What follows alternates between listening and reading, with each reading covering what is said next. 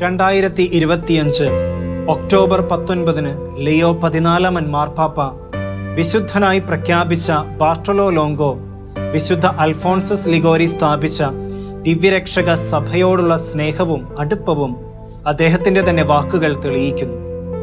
ആരായിരുന്നു ബാർട്ടോലോ? 1841 ഇറ്റലിയിലെ ലാത്തിയാനോയിൽ ഒരു കത്തോലിക്ക കുടുംബത്തിൽ ജനിച്ച ബാർട്ടോലോ ലോങ്കോ നേപ്പിൾസിലെ പ്രശസ്തമായ യൂണിവേഴ്സിറ്റിയിൽ നിന്നുമാണ് നിയമബിരുദം കരസ്ഥമാക്കിയത്. പക്ഷേ കുത്തഴിഞ്ഞ ജീവിതവും തകർന്ന സുഹൃത്ത് ബന്ധങ്ങളും അദ്ദേഹത്തെ പൈശാചിക ആരാധനയിലേക്കും സഭയോടുള്ള വെറുപ്പിലേക്കും നയിച്ചു. ഒടുവിൽ ആരോഗ്യം നശിച്ച് ജീവിതം തന്നെ വഴിമുട്ടിയ അവസരത്തിൽ അദ്ദേഹത്തിന്റെ സുഹൃത്തായ വിൻസെൻസോ പെപ്പെ എന്ന ഒരു കത്തോലിക്ക വിശ്വാസിയായ പ്രൊഫസറാണ് അദ്ദേഹത്തെ കുമ്പസാരക്കൂട്ടിലേക്ക് നയിച്ചത്. സുദീർഘമായ ആ കുമ്പസാരം അദ്ദേഹത്തെ പ്രാർത്ഥനയിലേക്കും അനുതാപ ജീവിതത്തിലേക്കും നയിച്ചു. ഒരു വിശുദ്ധ ജീവിതത്തിന് ആത്മീയ വഴികാട്ടി ആവശ്യമെന്ന് തിരിച്ചറിഞ്ഞ അദ്ദേഹം ചെന്നെത്തിയത് പോംപെയിലെ ദിവ്യരക്ഷക സഭാവൈദികരുടെ അടുത്താണ്. അനുതാപത്തിലേക്ക് കടന്നു വന്ന ആ ചെറുപ്പക്കാരനെ ഇരു കൈകളും നീട്ടി സ്വീകരിച്ചത് ഇമ്മാനുവേൽ റിബേര എന്ന റിഡംട്രിസ്റ്റ് വൈദികനായിരുന്നു.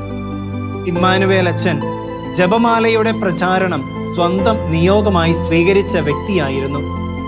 അങ്ങനെയാണ് വിശുദ്ധന് മാതാവിനോടുള്ള ഭക്തിയുടെ ഉറവകൾ ലഭ്യമായത്. തുടർന്ന് പോംപെ താഴ്വരയിൽ കുട്ടികളെ വേദോപദേശം പഠിപ്പിച്ചു തുടങ്ങിയ വിശുദ്ധന് പരിശുദ്ധ ജപമാല റാണിയോടുള്ള വണക്കത്തെ പോഷിപ്പിക്കുവാൻ ഒരു കുഞ്ഞു ദേവാലയം പണിയാമെന്ന ചിന്ത ഉദിച്ചു.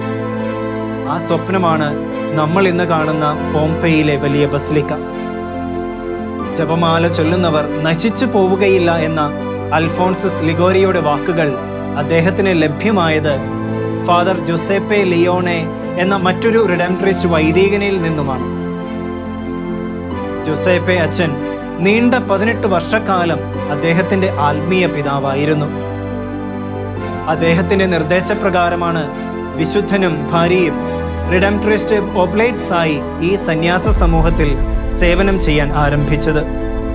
2024 ഫ്രാൻസിസ് മാർപ്പാപ്പ ഫാദർ ജോസേപ്പെ ലിയോണയെ വാഴ്ത്തപ്പെട്ടവനായി പ്രഖ്യാപിച്ചിട്ടുണ്ട്.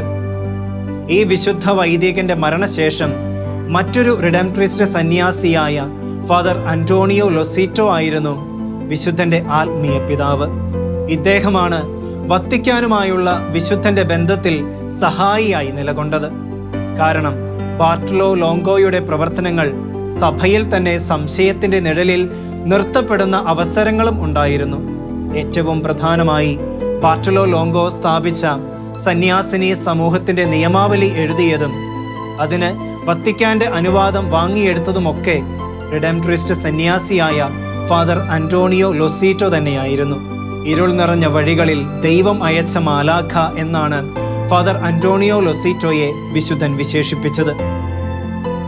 ചുരുക്കത്തിൽ അൽഫോൺസസ് ലിഗോരിയുടെയും റിഡംട്രിസ്റ്റ് സന്യാസിമാരുടെയും ആത്മീയ പാത പിന്തുടർന്ന് പരിശുദ്ധ അമ്മയെ ലോകത്തിന് നൽകിയ വിശുദ്ധനെയാണ് പോംപെയിലെ ജപമാല റാണിയുടെ ബസിലിക്കയിൽ നമ്മൾ കാണുന്നത്.